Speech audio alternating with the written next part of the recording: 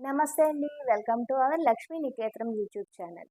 మనిషి తెలుసో తెలియకో చాలా తప్పులు, పొరపాట్లు, కొన్నిసార్లు పాపాలు చేస్తూ ఉంటాడు. వాటిని భగవంతుని ముందు మనస్ఫూర్తిగా ఒప్పుకోగలిగిన రోజున భగవంతుడు వాటిని క్షమిస్తాడు. దీనికి సంబంధించిన ఒక మంచి కథని ఇప్పుడు విందాం.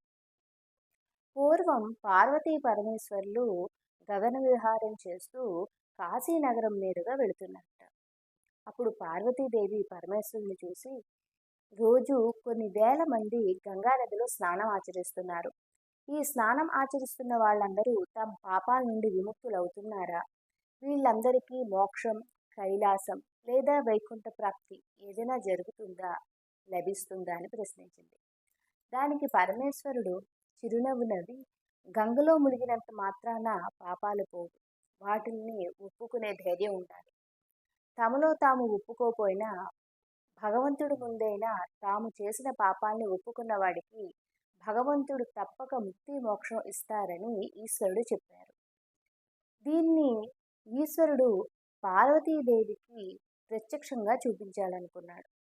వెంటనే పార్వతీ పరమేశ్వరులిద్దరూ కాశీనగరం చేరుకున్న పార్వతీ పరమేశ్వరులిద్దరూ తమ రూపాలు మార్చుకుని ముసలి దంపతుల రూపంలోకి వచ్చారు.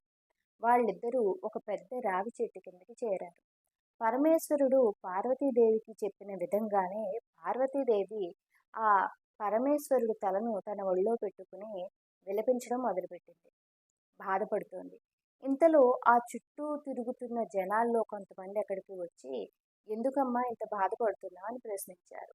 దానికి పార్వతీదేవి తన భర్త అవసాన దశలో ఉన్నారని, ఎవరైనా కొంచెం గంగాజలం తీసుకువచ్చి ఆయన గొంతులో పొయ్యమని చెప్పింది. సరే, అక్కడ ఉన్న వాళ్ళలో కొంతమంది వెళ్ళి గంగాజలం తీసుకొచ్చి ఆ ముసలి వ్యక్తికి తాగించడానికి ప్రయత్నించారు. అప్పుడు ముసలి అవ్వ రూపంలో ఉన్న పార్వతీదేవి ఈ విధంగా చెప్పింది.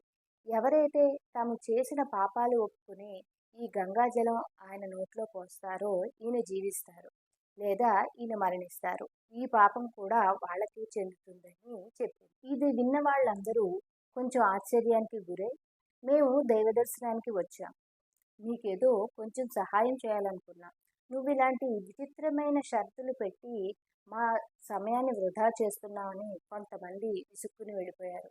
కొంతమంది మేము ఏ పాపాలు చేయలేదు, మేము గంగలో మునిగి వచ్చాము, మా పాపాలన్నీ పోయాయని చెప్పారు. ఇలాగా అక్కడికి వచ్చిన ప్రతి వాళ్ళు ఏదో ఒక సాకు చెప్పి అక్కడి నుండి వెళ్ళిపోయిన వాళ్ళే. కొంచెం సేపటికి ఒక బోయేవాడు అక్కడికి వచ్చాడు. ముసలి అవరూపంలో ఉన్న పార్వతీదేవి ఆ బోయేవాడిని చూసి జరిగిన విషయం చెప్పింది. తన భర్తకి దాహంగా ఉందని, కొంచెం గంగాజలం తెమ్మని చెప్పింది.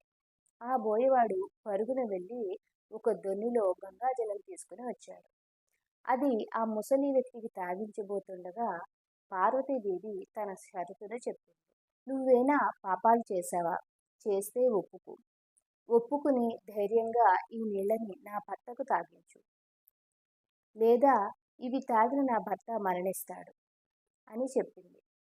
దానికి ఆ బోయేవాడు ఆ దంపతులిద్దరినీ తేరిపారా చూసి, వీళ్ళెవరో సామాన్య వ్యక్తుల వలె లేరని మనసులో అనుకుని, అమ్మా, నేను బోయేవాడిని, నా వృత్తే జీవహింస, నేను ఏ పాపం చెయ్యలేదని నేను చెప్పను, కాబట్టి నేను నా పాపాలని భగవంతుని ముందు మనస్ఫూర్తిగా ఒప్పుకుంటున్నాను. ఈ నీళ్లు తాగిన మీ భర్త జీవించాడా, భగవంతుడు నన్ను కరుణించినట్టే, లేదా అతను మరణించాడా, నేను చేసిన పాపాల్లో ఇది ఒక పాపం అని భావిస్తానని చెప్పి ఆ నీళ్ళని ఆ వృద్ధునికి తాగించాడు.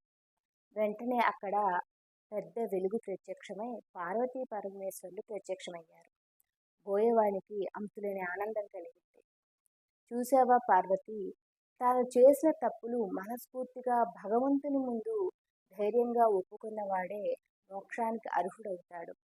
ఆ బోయవాణ్ణి సశరీరంగానే కైలాసం నుండి దివ్య విమానాన్ని తీసుకువచ్చి తమతో పాటు కైలాసానికి తీసుకువెళ్లారు పార్వతీ పరమేశ్వరులు. మనం తెలుసో తెలియకో ఎన్నో తప్పులు చేస్తూ ఉంటాం, పొరపాట్లు చేస్తూ ఉంటాం. ప్రపంచం ముందు ఒప్పుకోవడానికి భయమో, అహంకారమో, అహంభావమో అడ్డు రావచ్చు. కానీ భగవంతుని ముందు, ఆ సర్వేశ్వరుడు ముందు మన తప్పుల్ని మనస్ఫూర్తిగా ఒప్పుకున్న రోజున భగవంతుడు మనని క్షమిస్తాడు, మనకి మంచి మార్గం చూపిస్తాడు. విన్నారు కదండి. ఇలాంటి మంచి భక్తి కథలు వినాలనుకుంటే లక్ష్మీ నికేతనం ఛానల్ని సబ్స్క్రైబ్ చేసుకోండి, లైక్ చేయండి, షేర్ చేయండి, కామెంట్ చేయండి.